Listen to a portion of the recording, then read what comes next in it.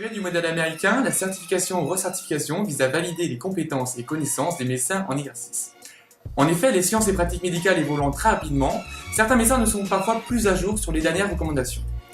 La certification serait alors la solution pour encourager et s'assurer que les médecins en exercice continuent à se former. Il n'existe pas de certification en France actuellement, mais cela fait partie du plan de transformation du système de santé du Premier ministre. Les différentes structures représentatives des médecins sont donc en discussion pour mettre en place cette certification, voire recertification. En tant que futurs médecins, nous prenons aussi part à cette réflexion.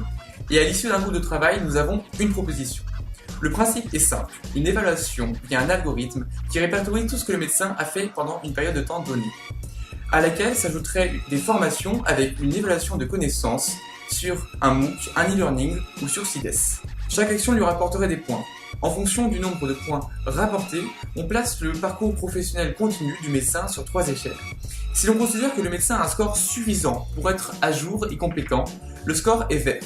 Quand le score est orange, cela veut dire que le médecin est jugé insuffisant.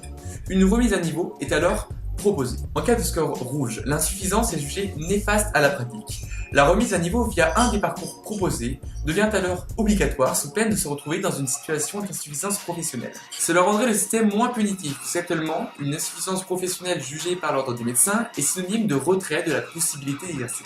Reste à définir les manières d'enrichir son développement professionnel avec l'idée d'une diversification des activités du médecin via diverses actions.